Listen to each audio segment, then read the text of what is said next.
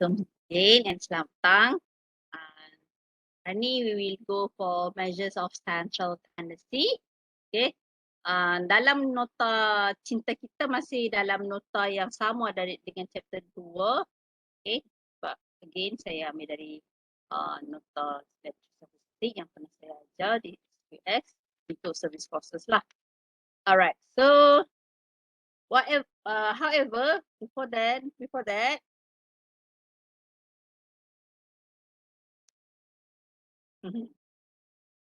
jadi, what you're feeling now?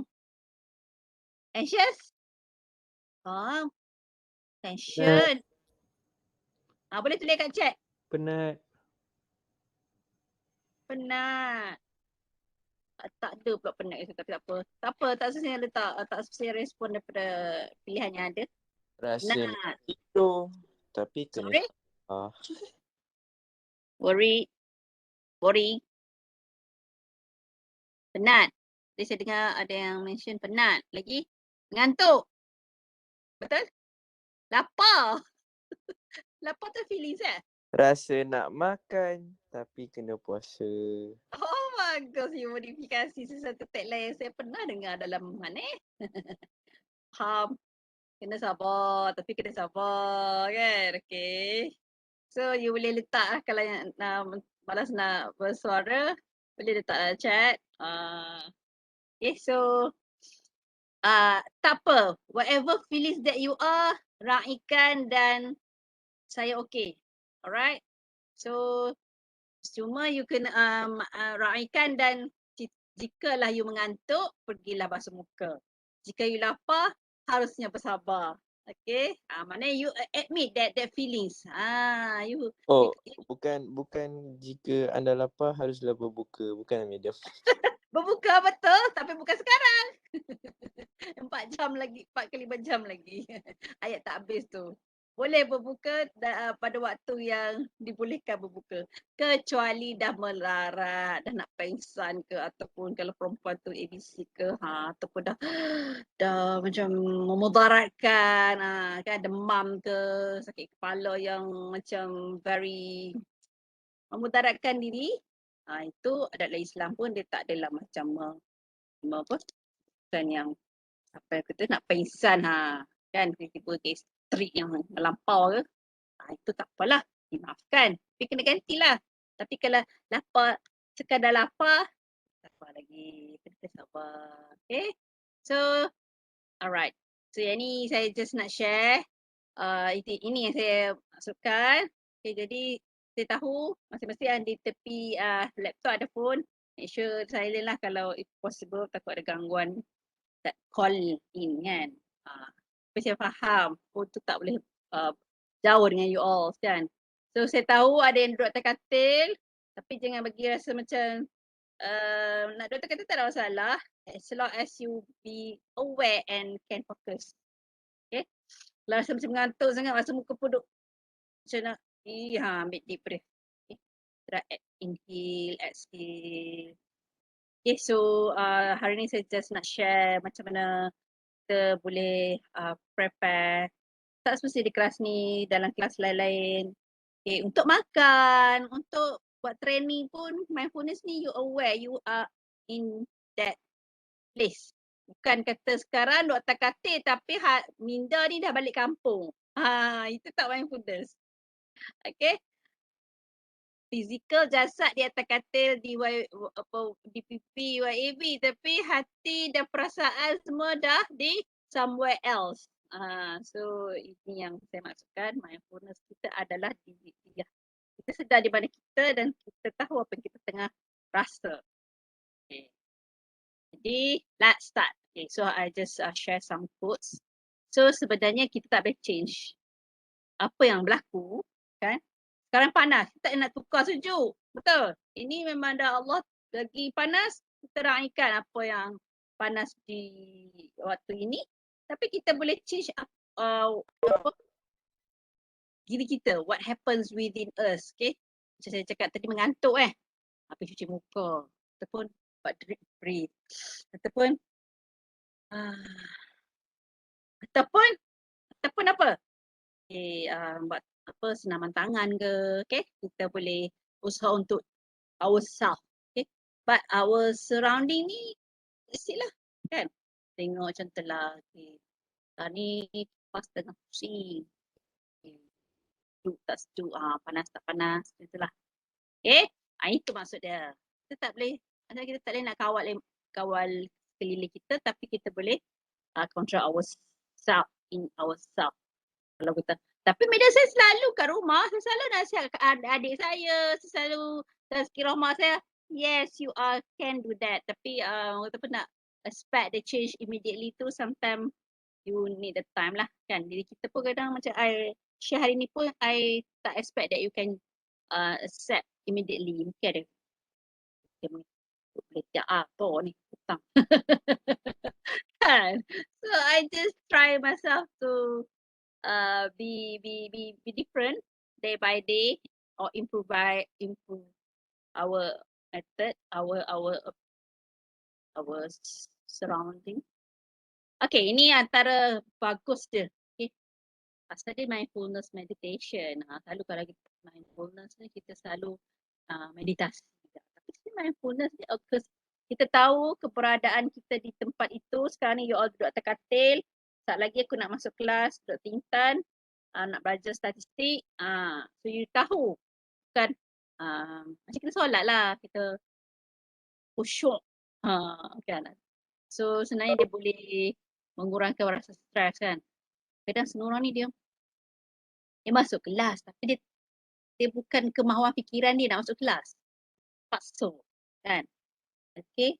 Jadi sebenarnya bila kita menghargai kan, kita macam mana nak cakap mindfulness, kita sedar kita berada di tempat itu, kita menggunakan sumber dia, kita boleh lebih fokus, lebih sabar, rasa macam nak makan tapi kena makan sabar kan. Lagi? Apa lagi selain pada tu? Okay. Kira kita ni selalu deny our feelings. Betul tak? Boleh meningkatkan kualiti tidur. Saat lagi lepas habis kelas ni, boleh tidur. 20 minit pun jadilah. Kan? Ataupun you dah tidur sebelum ni, at least walullah 10 minit pun alhamdulillah dapat tidur sekejap. Kan? Kalau ada Islam pun, elok tidur sekejap sebelum zuhur ataupun selepas zuhur dan 10 minit. Kan? Then diri pun selalu akan rasa better and better kan. Mungkin pelan-pelan lah. Mindfulness ni kadang-kadang benda macam senang, tapi kalau kita tak biasa dia nampak macam challenge jugalah. Dan dia boleh memperbaiki kita punya social relationship. Kan?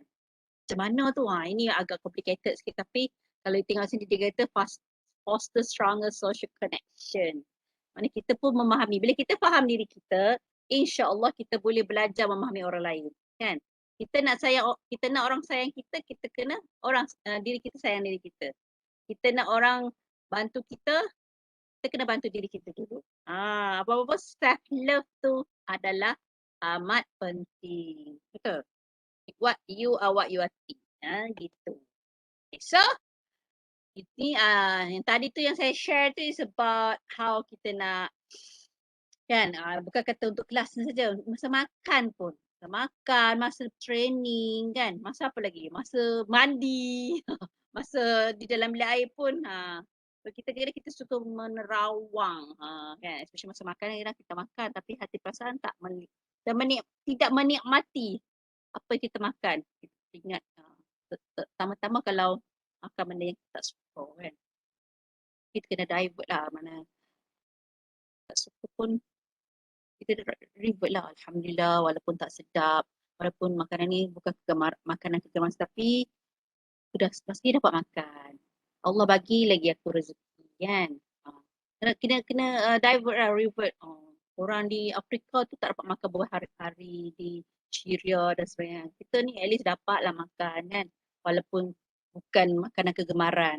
Orang dapat melapik perut kan. Itulah kadang-kadang itu pun salah satu cara nak divert kita punya awareness ataupun keberadaan kita di apa yang kita tengah lakukan.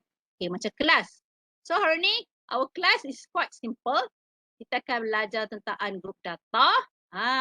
Data. data. Masih lagi berkisar data. Hari ini kita akan lihat measure, apa tadi? Measures of central tendency. Tengok lupa. Mean, weighted mean, median, and mode. So saya rasa semua dah familiar dengan term-term ni.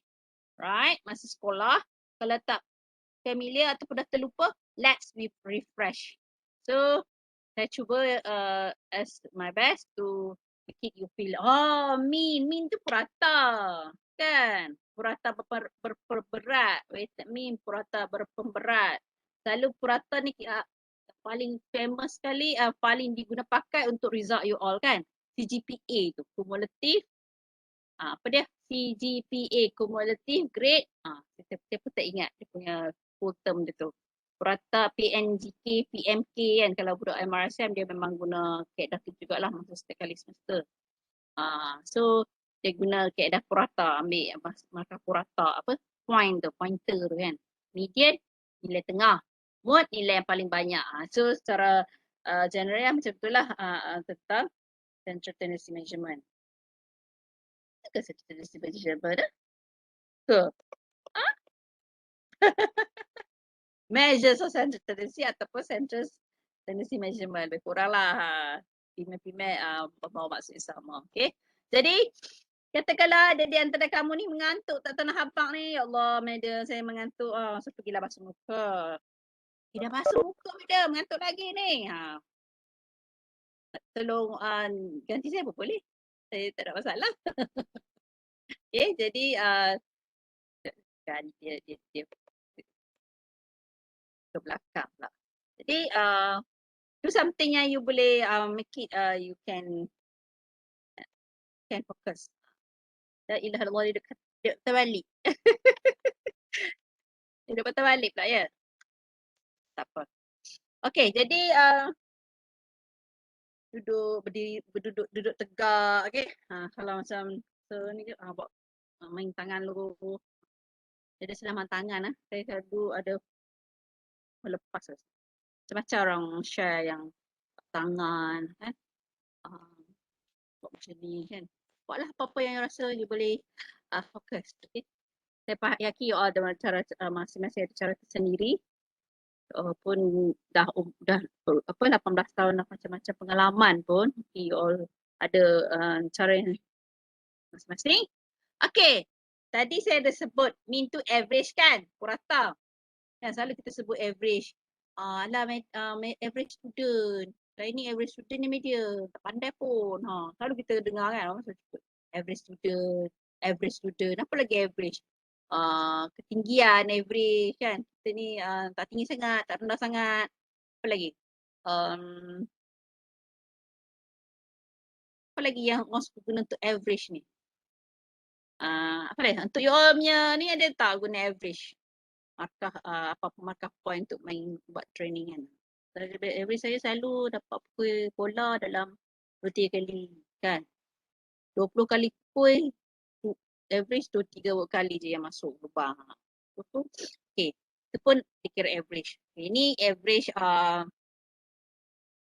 formula average jumlah semua nilai sum of all values divided with sample size atau population size. Okay.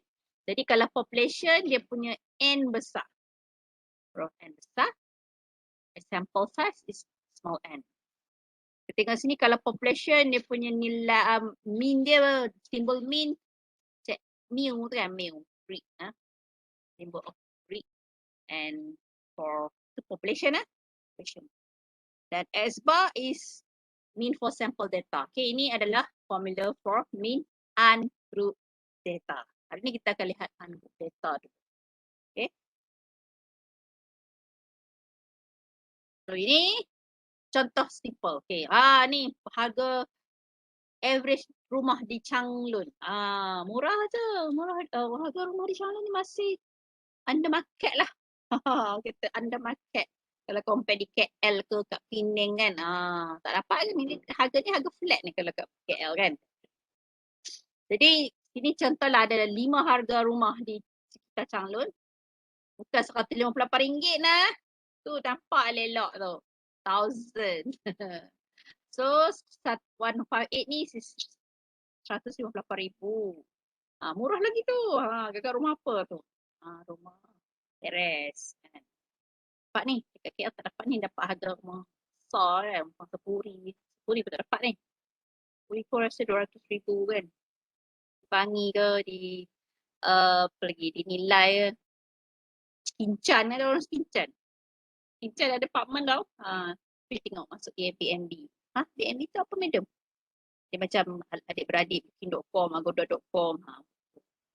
Jadi so kita ambil nilai semua harga rumah yang dinyatakan di sini, jumlah X. Okey, ini dia cakap sini ini sampel ke populasi?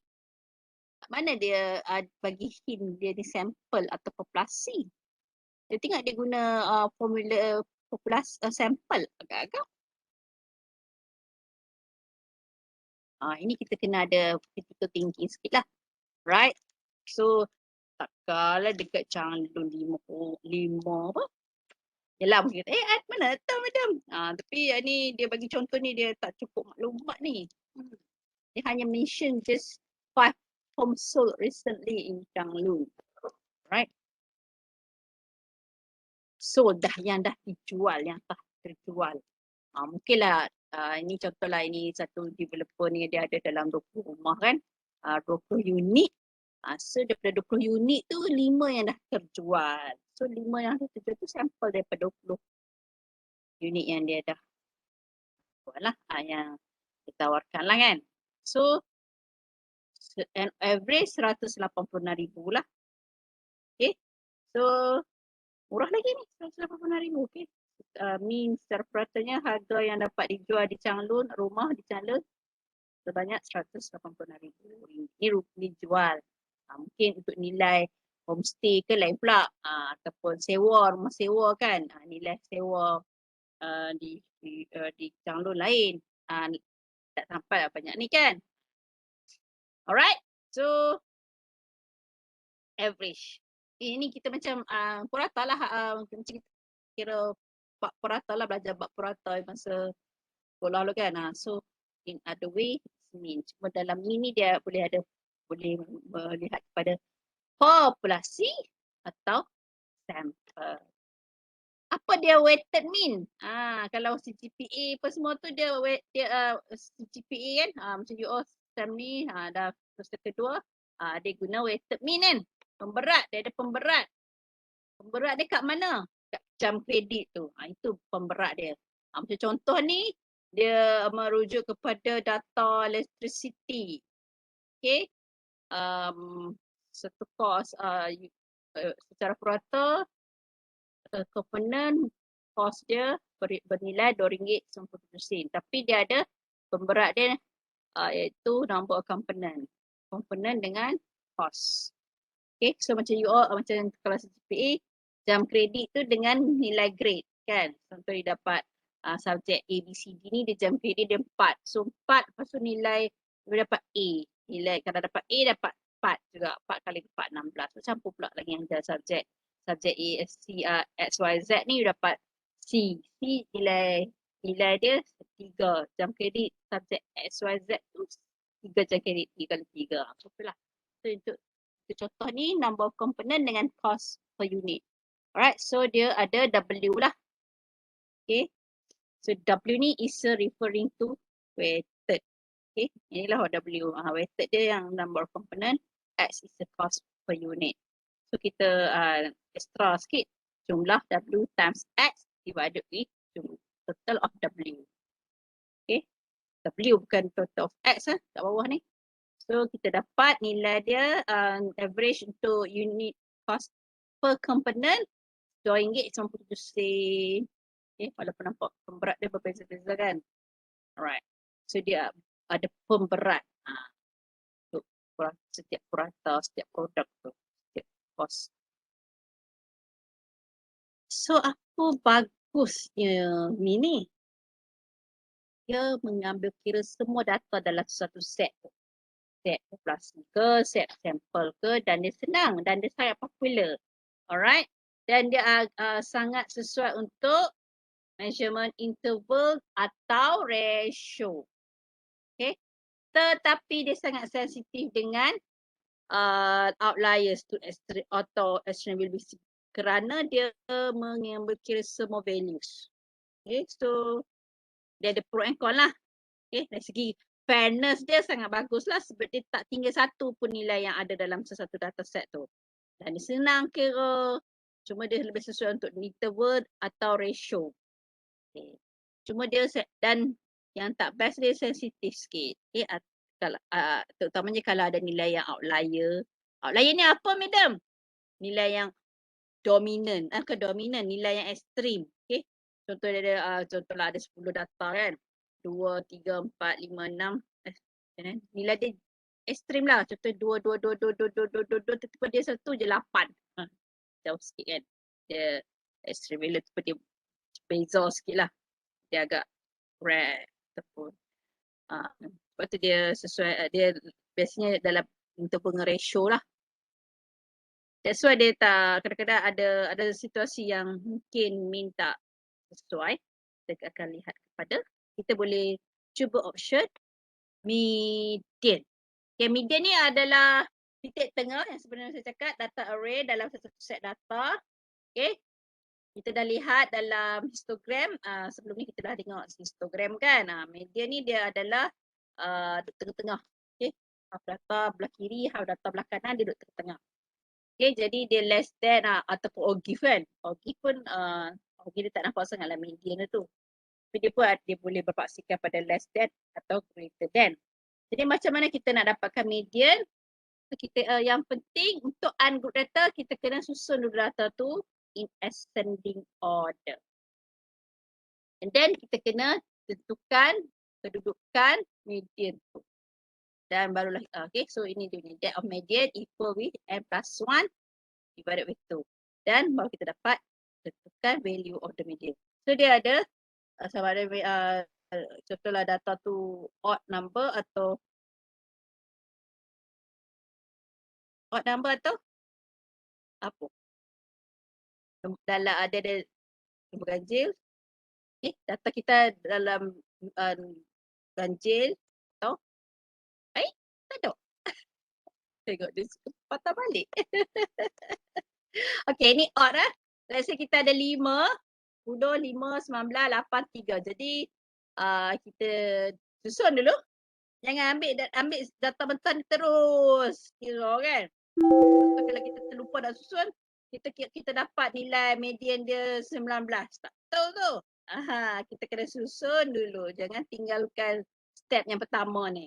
Okay, sebenarnya kita kena susun dulu, menaik and then kita cari dia punya nilai tengah dia yang ketiga, lokasi yang ketiga. Alright. Jadi nilai median dia terletak di kedudukan ketiga. Okay. So maksud dia 8. Maknanya di sini apa yang kita boleh interpret daripada sini, daripada 3, nilai 3 ke 19 tu, nilai median dia di kedudukan ketiga iaitu 8. Maksud dia 1/2 of the data mempunyai value lebih pada 8 dan selebihnya less than 8. Okay. As stated here. Alright. Saya tutup subjek. Jujur saya baru tahu. Kalau even, okay, ini untuk contoh ni dia ada 6. So 2, 3, 4, 5, 6. Okay, jadi kita sama juga you have to susun menaik. Alright. Tetapi untuk even dia akan ada point tau biasanya.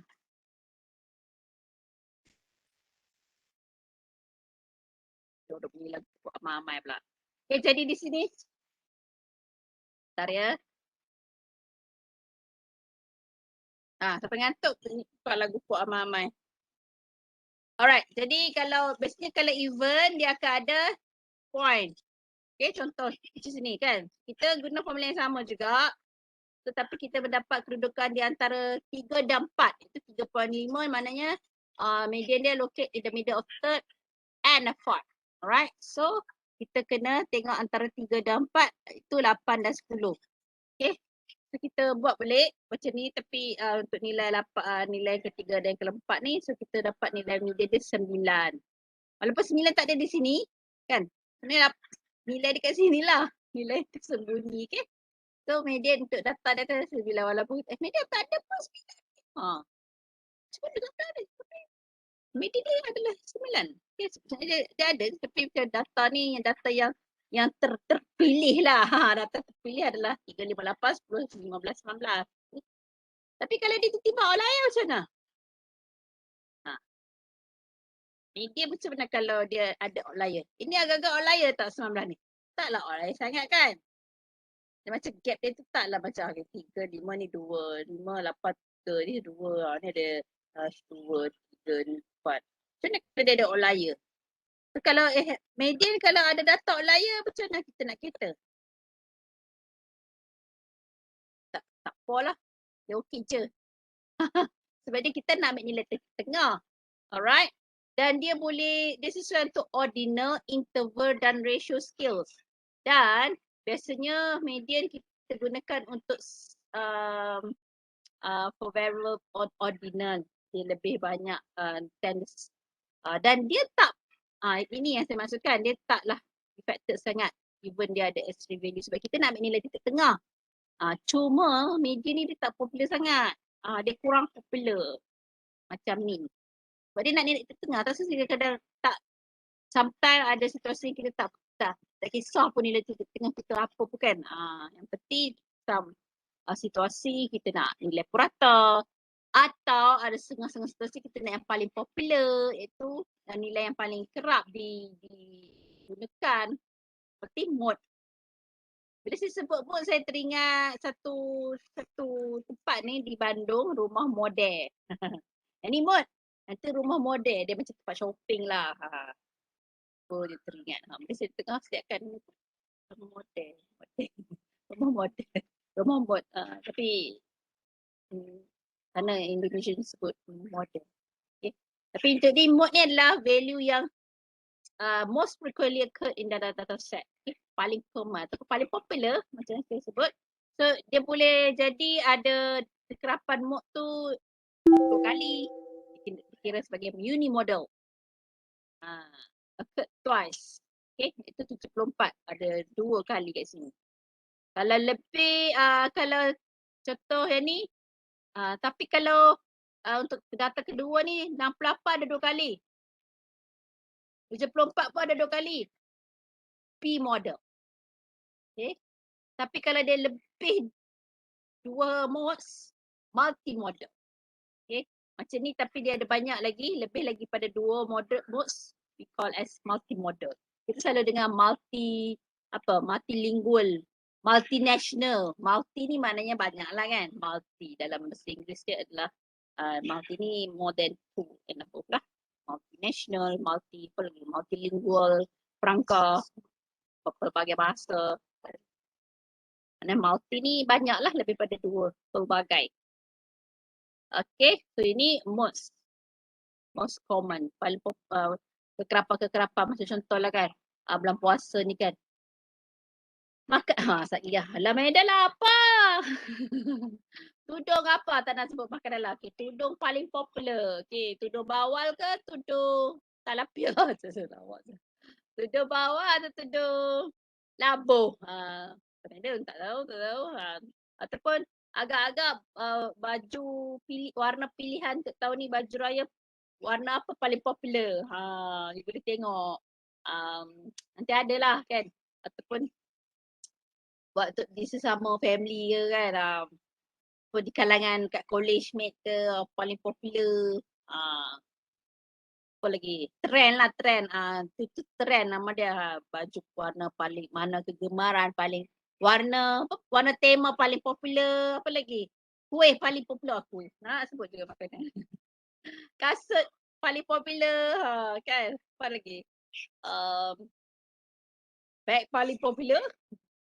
Insan paling popular, boleh juga anugerah bintang harian, bintang popular.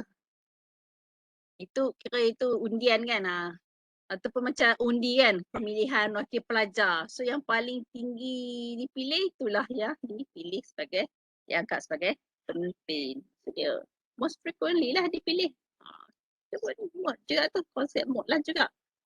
Okay. So, dia boleh kedua-dua data, kuantitatif dan kualitatif. Macam tadi tu yang saya sebut tu sebenarnya kebanyakan lebih kepada kualitatif lah, dia macam warna pilihan, baju, jenis fashion pilihan kan, menu pilihan dia, kategori lah. Tapi dia juga boleh untuk kuantitatif. Nominal. So dia, untuk nominal lah, nominal ni kualitatif lah. Tapi dia boleh calculate juga. Alright, boleh calculate untuk ordinal, interval and as well as ratio. Anak Umi ni, dia duk pergi balik. Dia nak join lah tu. Okay, data set may have none, tapi dia kebarangkalian juga tidak ada mode. Sama je, semua kekerapan ni satu sekali, once only. Ataupun boleh ada banyak multimodal. Okay, so dia letak macam media lah, letak ke sekata kan. So dia yang paling popular macam dalam kelas ataupun macam dalam kelas kan. Orang yang popular yang cikgu ingat nama. Yang tak popular, sorry. Kan, ataupun yang selalu tanya soalan. Dia macam orang kata pun menambahkan ingatan pada cikgu sebut, oh si Adam ni, si Adam ni. Cuma kadang-kadang bila ada, let's say ada 5 Adam dalam satu kelas, mungkin Adam selalu bersuara tu lah yang ingat. Okay, itu sahaja hari ni. So, betul sekejap mata, 2 minit, tak membahas 2 minit, tutuplah 20 saat. Macam mana nak kira 20 saat, ambil tangan, buat kiraan 20 kali 20 dekat tangan tu. Lepas saya buat 20 saat, you all nak buat 2 minit, pulang.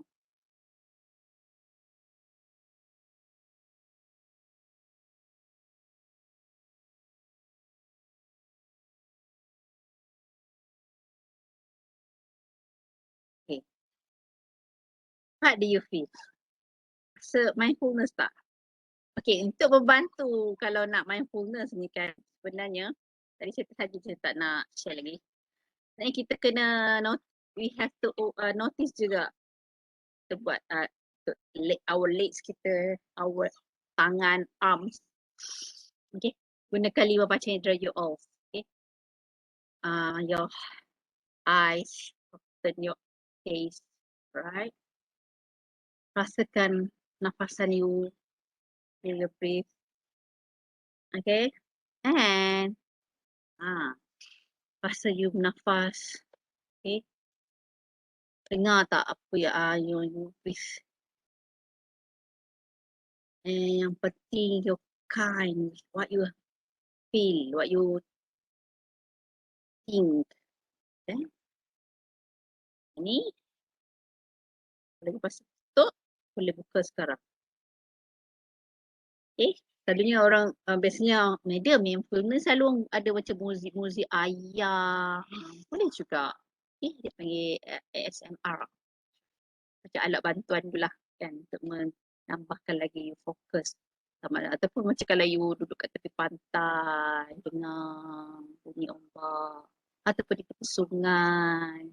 Tapi kalau tak ada perkara tu, boleh juga record kan, ambil dekat video. Macam tu saya ada share kan. Dalam YouTube pun banyak kan. Boleh je nak see. Kita pulang. Okay, so mindfulness ni ada banyak sebenarnya. Banyak style.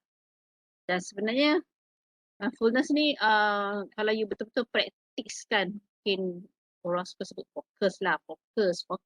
Kira boring sebut kata fokus kan. Tapi khusyuk in the solat, kita selalu kata khusyuk dalam solat. Walaupun nak sebut khusyuk tu senang daripada nak melakukan, nak solat macam nak betul-betul mindfulness lah kan.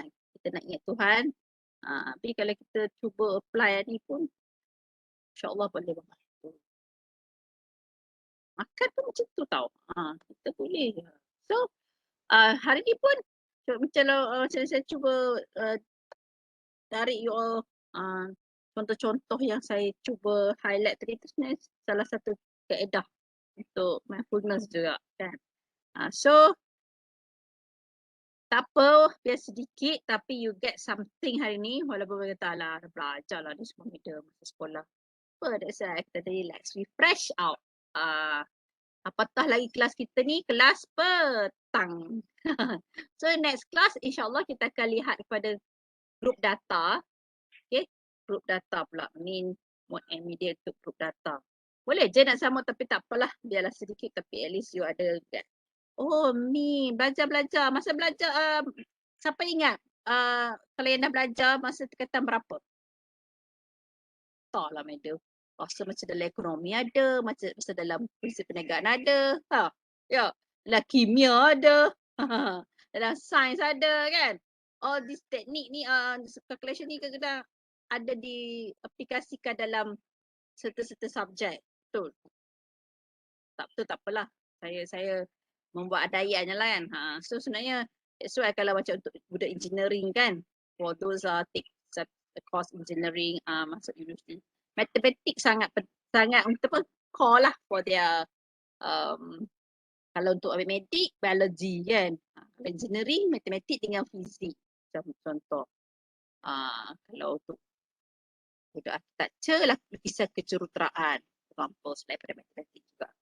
Jadi kalau untuk secara umum ni sebenarnya matematik ni untuk mana-mana bidang pun sebenarnya ada dia punya signifikan. Okay. Kalau kata alah tak apa Mida, ada setengah kawan saya tu dia ambil penulisan kreatif, dia ambil sastra, dia tak guna matematik. Mungkin tak nampak sangat lah tapi ada juga untuk pengurusan keuangan dia kan. La haula wala quwata illa billahil azim, anak aku ni dia tak duduk diam tu. Dia duduk tapi I tak duduk diam. Okay. So sebenarnya ilmu matematik ni at least pengurusan keuangan. Lagi apa lagi? Benda-benda basic lah, pengurusan keuangan, pengurusan berat badan. Libatkan nombor kan. Pengurusan walaupun kita rasa macam you all belajar pengurusan golf ni matematik ke statistik ni mesti tak nampak sangat dia punya kebergunaan. Tapi percayalah kalau tak ada signifikan takkanlah subjek ni ditawarkan ke you all kan. Ada walaupun kecil tapi signifikan. Kan nak mengira pemarkahan point apa kamu punya training everyday tu kan, kumulate your performance kan, daily, weekly, monthly kan.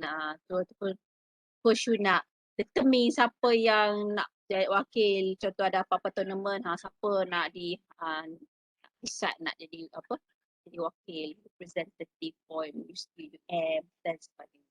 So semua tu benda-benda kecil-kecil tu all that's things to determine dia melalui pemahaman ilmu matematik yang simple-simple ni lah. Mungkin mean, mungkin mode, mungkin median kan. So nanti kalau ini group data ataupun macam ada di antara kamu ni buat part time nak sebut juga dekat kafe ke apa kan. Nak tentukan nak total total bayaran yang kita juga kereta rosak ke apa kan. Saya kagum tau dekat market kan. Pakcik dia kira guna kepala kan. Ada lah yang jenis guna kereta pun ada, tak tidak kan. Tapi yang jenis memang dia dah kata apa, benda tu simple kan. Tapi dia dah everyday kan, dia jadi rutin dia. Itu wow, dia kira tak salah. Tapi kalau some seller, kalau especially di kedai dia akan kereta lah kan. Tak silap kira. Macam itulah. So sebenarnya penggunaan ilmu keuangan matematik ni mean weighted mean mode ni dia ada signifikannya rata-rata di dalam kehidupan seharian. Alright. So ada soalan tak nak tanya? So thank you for your attention. Jangan lupa saya bagi 5 minit untuk tanya soalan. Madam. Ya saya. Madam, boleh tak apa ni? Nak QR code madam, tak sempat scan tadi. Oh okey boleh. Saya tertidur, masuk lambat. Tak apa. Start.